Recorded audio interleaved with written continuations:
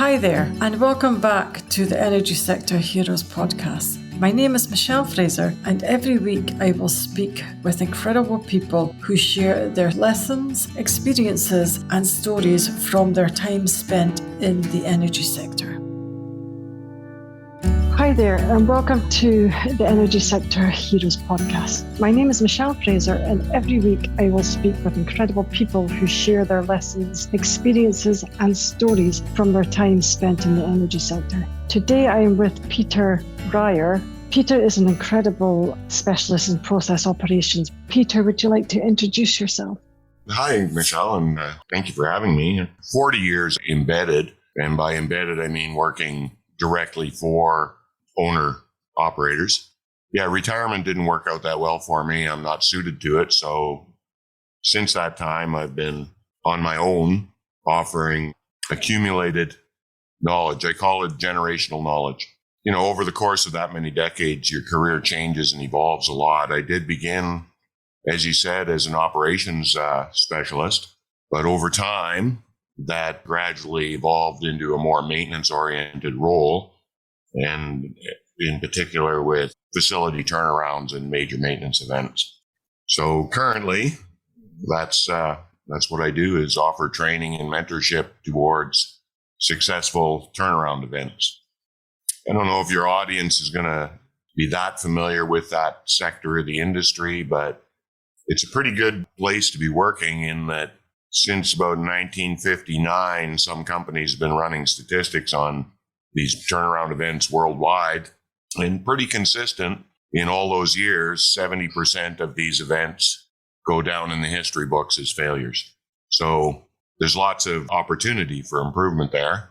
So it makes it a pretty stable entry point for myself, I guess. Thanks for that. How did you get started in the energy sector? Well, when I was very young, I was looking for something to make a career on. I had that kind of a focus at a very young age. And where I was living and grew up, most of the career-oriented work was fiber industry related, so pulp and paper type stuff. I always had a big fascination with operations in general and big machines and processes. But I figured out quite early that if the product stream that you're contributing to can be stored in a warehouse and piled up and stockpiled, then the work that you were involved in could become unstable for, let's call them political reasons, in that if the company can store their output and backlog it, then the company's also in a position to play hardball with the employee groups.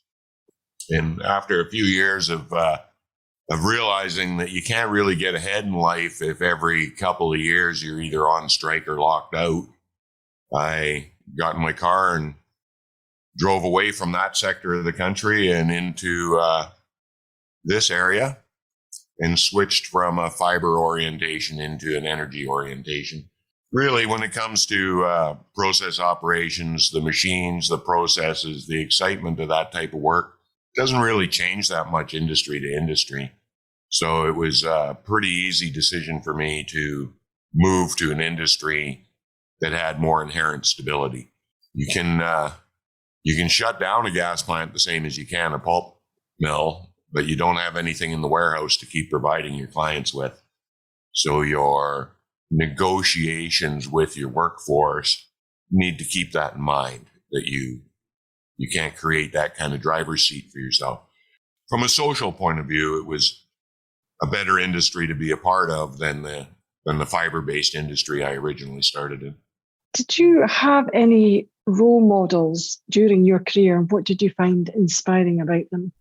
Well, when I first moved into the oil and gas industry, I was fortunate in the refinery I started in had a very focused training program and process, and it was tied in with the local college, and my training coordinator on plant site also ended up being my engineering instructor at school. And that individual, I would have to admit, was extremely formative. I knew when I came up here what I wanted to do, that was the individual that taught me how to do it. And then, of course, I've had several other mentors in the course of time since then, but it's always that one that kicks you off that becomes the answer when somebody asks you that question. Yeah, it is. I agree. What is your most challenging thing about your current role, and how do you handle it? Well, I have I've always had a bit of a get it done yourself nature, and the actual work of a turnaround to be successful is extremely collaborative. And in fact, you can, when I talk about the 70% of turnarounds worldwide that go down in the history books as being a failure to collaborate amongst the turnaround team is often the root cause of those failures. So for me, over the years of forming from deciding to join the industry to getting to where I am now, suppressing that urge to just pick up the wrench and do everything yourself, and learning to work collaboratively with other team members, and learning to accept that not everybody on your team is going to have precisely your vision, but that doesn't necessarily mean that they won't get the job done. So I guess really the biggest challenge for me is I started out in life somewhat of a loner, and ended up in life leading high performance turnaround teams, which doesn't leave any room for loneliness. But I had 40 years to work on that. So it wasn't like I had to make that adjustment instantly either. How does your current role compare to your aspirations as a young boy? Oh, wow. That, people seldom believe me when they ask that question. I couldn't be more satisfied. I got into industry, as I said in the beginning, very deliberately, very focused. I knew what I was going to do. I went out of my way to put myself in that path. I never, to my recollection, never had a moment's regret. I love the industry and the work as much today as I ever did. And to be in a more senior consulting and advising role on subject matter that I have literally poured my life into, I just can't imagine a better outcome. Honestly, Michelle, I know to a lot of people's ears that sounds like blowing smoke and, everybody wants to retire, everybody hates their work. Well, I'm going to have to stand up and be the difference there. I don't ever intend to retire, and there's never been a moment when I hated my work. That's really nice. I'm the same, actually. Is there anything that you still want to achieve in your career? Well, yeah.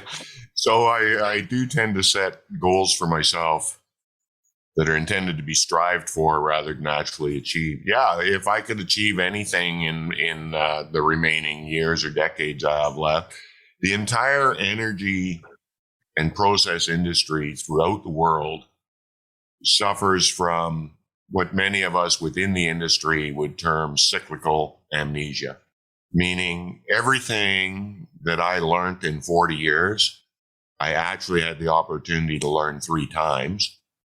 And even the things that I know 100% how to do 100% right now are currently being forgotten on active job sites throughout the world. If I was able to do any major change thing, it would be to figure out what drives that and to bring an end to it. Because the amount of money, time, and energy that has been wasted in the last 100 years on relearning everything we knew 10 years ago every 10 years it's just atrocious. And it's even more atrocious that very nearly every person who works in the industry for any amount of time soon recognizes this exact phenomenon that I'm talking about. And I just, it's been frustrating to me for decades now that we can all plainly see what's happening. We all have working memories. Just because some new person comes in at a higher, authority level and doesn't share that memory doesn't mean that we should just let them go on putting us back to ground zero. So that would be my lofty goal, Michelle. And Of course, I don't really have a lot of expectation that any one man can solve that, but I do think there's value in continuously highlighting it, continuously pointing out to my peers, to the industry, to investor groups, even, that many of these companies that are currently, a lot of people's great pension hope, your entire pension investment is with them, are almost deliberately starting over from zero every 10 years and relearning everything as if they didn't know it in the first place. And this is particularly true in turnarounds. Like, we've known since the 50s precisely how to conduct a successful turnaround.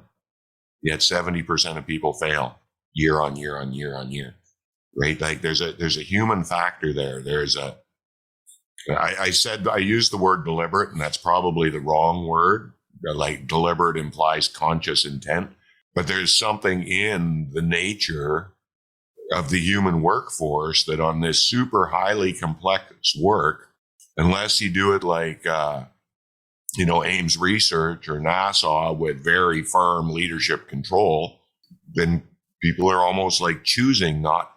You can't forget things as fast as they appear to be forgetting them. So when you're proceeding down this next event, completely ignoring everything you know about the turnaround process to be successful, like, I know that deliberate's not the right word, but sometimes that's how it feels to me. Okay. I just wondered, in your opinion, what makes an outstanding hire in graduates or seniors? Well, then, I think one of the things that we've been making a mistake of in our educational systems and student counseling systems for a long, long time is the idea that there is such a thing as an ideal hire. It's very specific to the work, right? So, like, if I'm hiring members, if I'm trying to assemble a high performance turnaround team, then I'm going to even break some of the more standard rules of team development. So if I have the opportunity to staff that team entirely with A-type personalities, then even though every management school on the planet would suggest that would be a very challenging thing for any manager to do to himself, that is precisely what I would do. That is what I did with the last team that I had and the team before that, because the level of work that I'm trying to drive success to is going to need that type of performance. And because the amount of headcount that the owner is going to allow to do this highly complex work is going to be considerably less than half the number that would be ideal. You need to make sure that no matter how difficult it's going to be for you as the team manager, you need to make sure every person on that team is capable of doing the work of two people.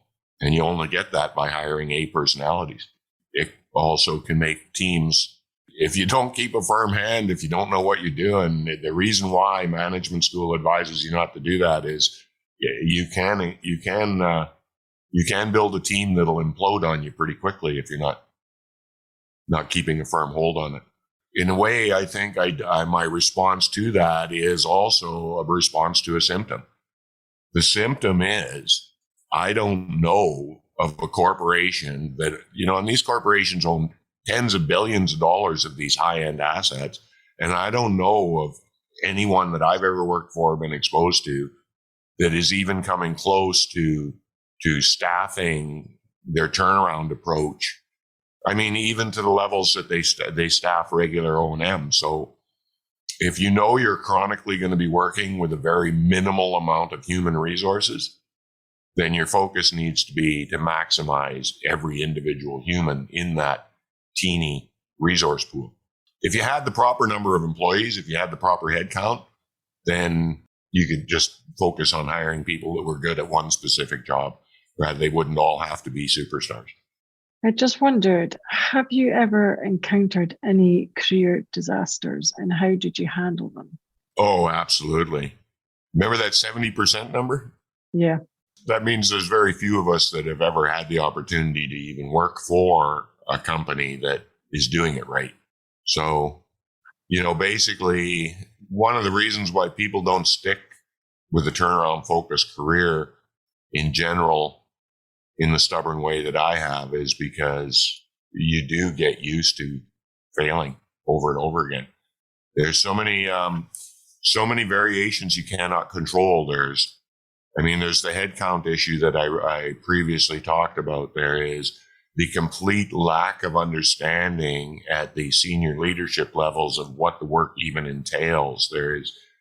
There's other teams and groups telling stories in their own, through their own point of view that are going to actively, at the very least, make it a lot more difficult for any turnaround team to succeed, because the types of inputs coming from the support teams. There is the support teams themselves. Amongst the vast majority of places I've ever worked, you can't do the turnaround team. I've never been on a turnaround team that was anywhere close to being big enough to actually do the turnaround by themselves. Turnaround teams are supported by seconded members from support teams, from the finance team, from the procurement team, from the health and safety team, et cetera, et cetera, et cetera. Getting those teams to fully participate in their accountabilities to the turnaround is one of the biggest challenges. Is that a lot of the times it ends up feeling to the turnaround team that those people are actually working against success. And it's because they don't really want to be involved.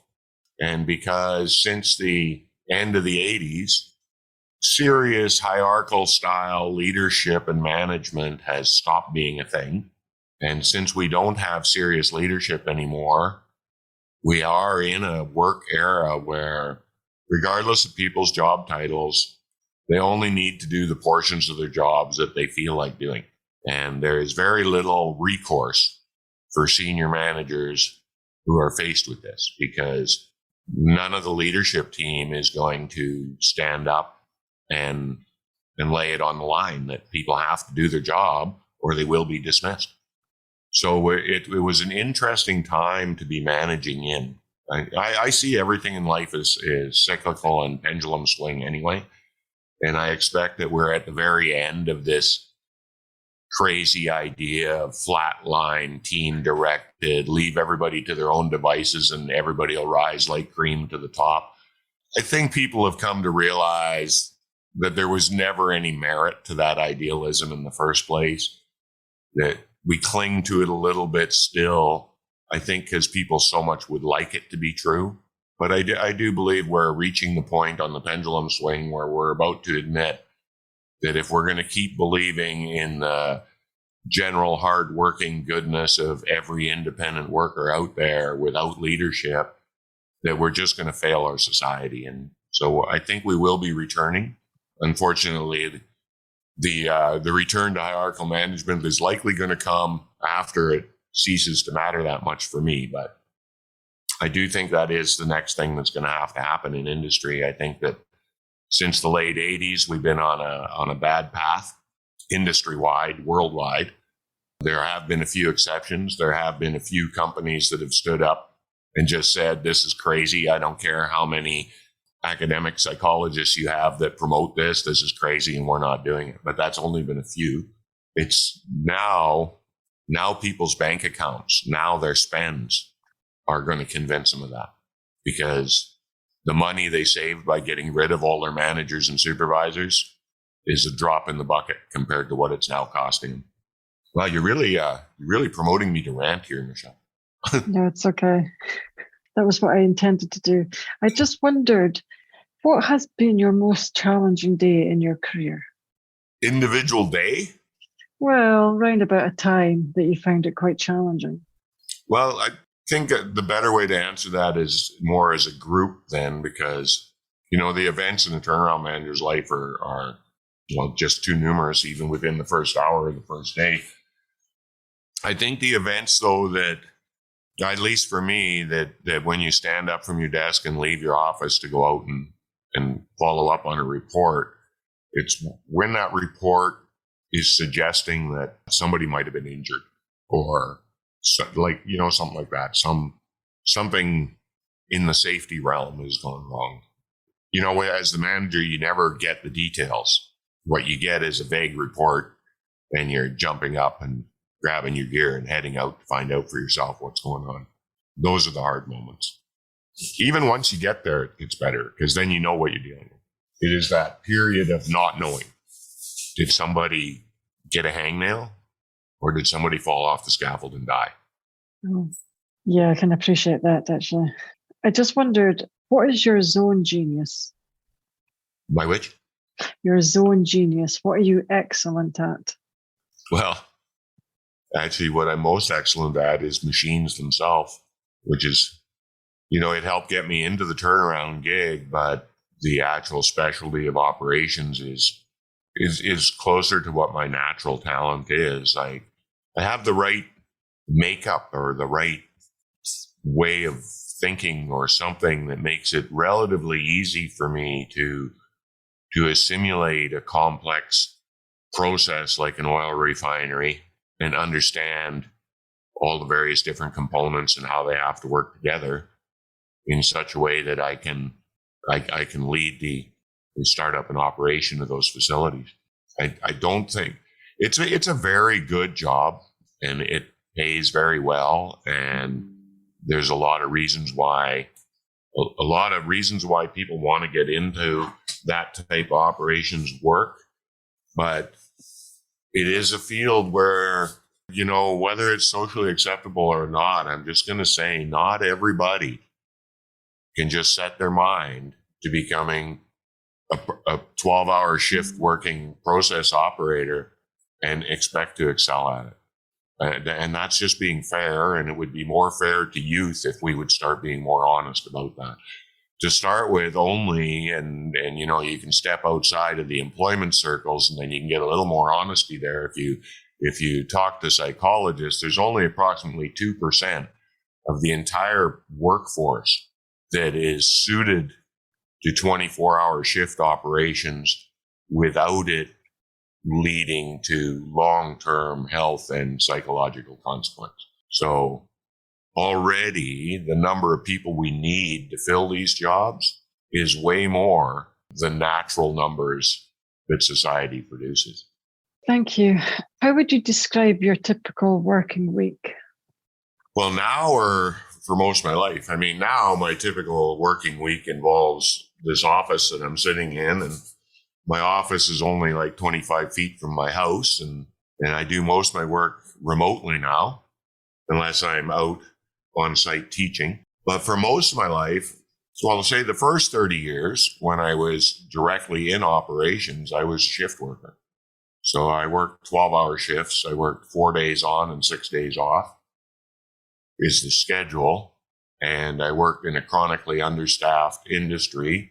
So for right up until I joined management, I would typically work just under 2,000 hours a year in straight time hours, and I would work another 1,500 hours a year on overtime hours. So, really, when I moved to management and started only working 60 hours a week, it was almost like a semi-retirement gig right there.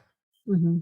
And now I try to respect the fact that since I'm collecting a couple pension checks, I must technically be retired. So I'm trying to consciously make sure that I'm keeping my hours down to something reasonable, in the 40 to 50 hour a week range. Sometimes I'm successful at it. Sometimes I'm not. Depends what's on my plate and how exciting it is. Part of the reason that curtailing my hours of work has always been a challenge for me is because my work is what I like to do. So if the work gets interesting, then holding to a 50-hour week doesn't really work that well for me. So it sounds like you're really devoted to your work, actually, which is nice to hear. A person should try to find work that interests them that much, really. I think I agree, actually. I agree. It's not available for everybody, and it doesn't ever come accidentally to anybody. I don't think you do need to be thinking about it at a young age, and you do need to have a focus, and you do need to accept, right, that it could take to get to the actual point. Like, this is the point where I want to be, but it did take me decades to get here. But along the way, because the field I chose, I was enjoying every bit of it all the way along. So it's all worked out good for me. I'm hopeful that young people can all find that, right? Yeah, I hope so too. I hope so too. I just wondered, do you delegate any work? Yeah, so that actually ties back to an earlier question when you were asking, like, what were my biggest challenges? So that actually is the word I should have used in my answer. That learning to delegate. You aren't really a senior manager if you're not delegating, right? If you're doing your work, doing all the work, that's not managing. That's the role of a senior specialist. And I went into management after many, many years as a senior specialist. And that's what I was mentioning earlier. It's in my nature to be more of that senior specialist role. So the challenge for me, developmental wise, personal development wise, was to learn to let go, learn to recruit the people I need. If you don't trust your team members to be delegating the work you hired them to do, then maybe you hired the wrong team members. And that also ties into what I was saying, that no matter how painful it might work out to be, when you want to hire 6 people for a team that should have 26 people on it, you need to hire very, very high-end A personality types. And once you've done that, they're going to be pretty insistent about that delegation factor.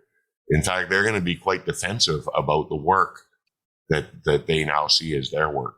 If, on the other hand, you've hired a lot of people that are super easy to manage, then you might end up having trust issues with your delegation, might you? Mm-hmm.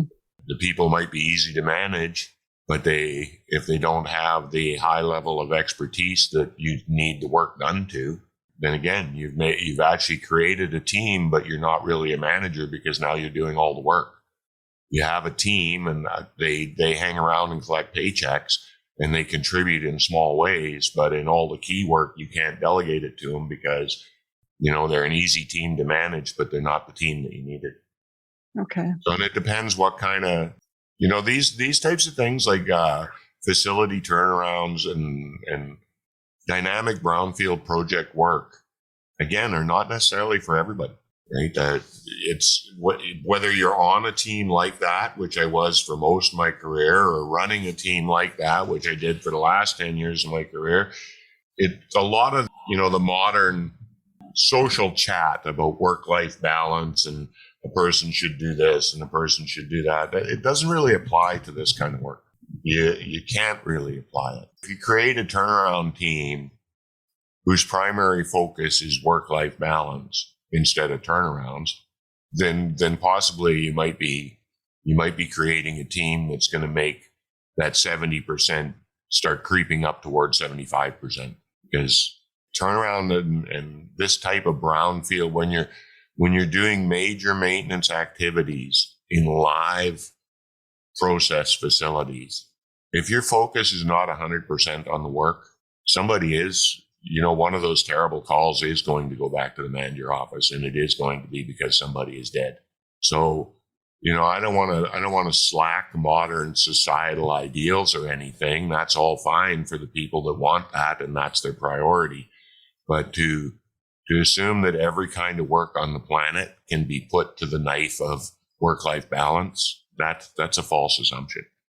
There's lots of different types of work, and really way above the type of work I do. Even it's like, the brownfield event management, the turnaround management thing, that is pretty high level work, but there's work even above that.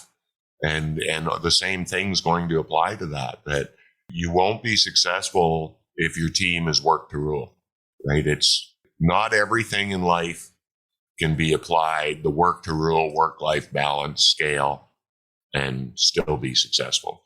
And I know that's very offensive to some people, and that's okay. But to those people, what I would like to say is their ideals don't offend me. So I can apologize if my ideals might offend those people, but I do want to point out their ideals don't offend me. So there isn't any reason for them to be offended by my ideals. Everything's cyclical. Everything's a pendulum swing. Everywhere we're at right now is going to be washed away, and we are going to go back the other way. So I think so too. I've got my closing question now.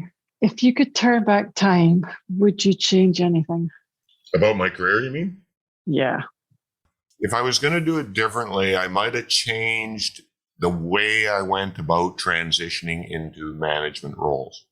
I was quite focused on the type of work I wanted to do, and I wanted to be able to transition directly into that role, which is a middle to senior management role. And I didn't want to,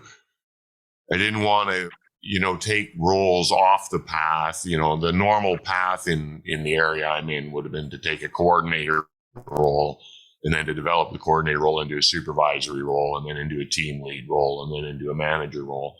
All of those roles, though, would have been outside of the actual work that I was wanting to be doing.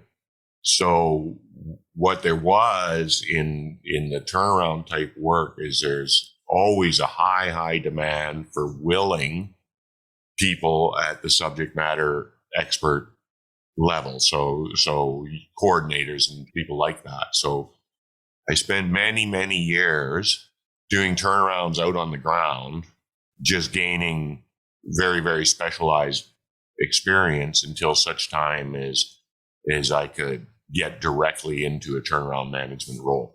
So by doing that meant I entered management from a chronological point of view, what management careerists would consider quite late. But I wasn't really a management careerist anyway. I wanted to manage these events.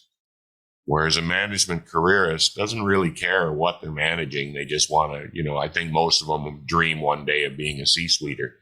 And that wasn't my focus at all. But because it wasn't my focus, I probably would have been better served if I'd have blended in a little bit more of what's more perceived as the normal route, right?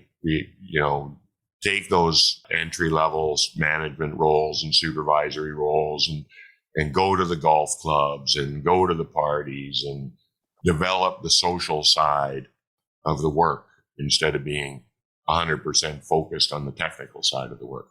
So I would say, and again, like I said earlier, I honestly have no regrets about where I am and where I'm sitting right now.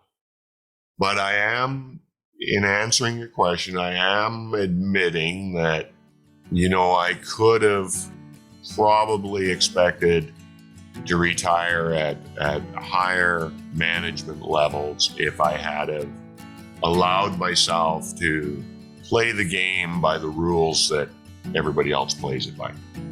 If that makes clarity. Yeah, that makes sense. Well, that's all the questions I have today. I would like to thank Peter for your time. That brings us to the end of another episode. Thanks for listening. If you enjoyed the show, I'd like to gently encourage you to leave a 5-star rating wherever you listen to podcasts and share the show with another person. You can also follow me on LinkedIn or via my website, www.michellefraserconsultancy.com. Thanks again for listening and see you next week.